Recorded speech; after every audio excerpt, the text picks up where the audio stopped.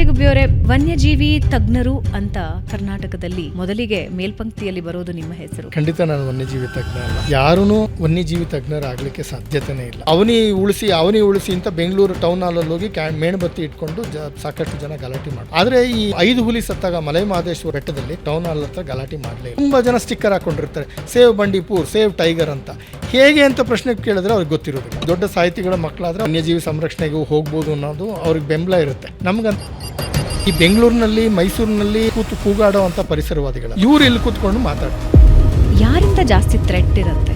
ಅವರು ಏನೇ ಆಗಿರಲಿ, ಅವರೊಟ್ಟಿಗೆ ಕೆಲಸ ಮಾಡೋದು ಎಷ್ಟೇ ಕಷ್ಟ ಆದ್ರೂ ನೀವು ಸಹಿಸ್ಕೊಂಡು ಅದು ಮಾಡಬೇಕು. ಅವರ ಭಾಷೆ ಅಂತ ನಾನು ಹೇಳಿದ್ರೆ ಏನು ಅಂದರೆ, ಅವ್ರಿಗೆ ಅದರಿಂದ ಏನು ಉಪಯೋಗ ಆಗುತ್ತೆ, ಅದ್ರ ವಿರುದ್ಧವಾಗಿರುವಂತಹ ಹಲವಾರು ಶಕ್ತಿಗಳಿರುತ್ತೆ. ಅದ್ರ ವಿರುದ್ಧ ನೀವು ಕೆಲಸ ಮಾಡಬೇಕು.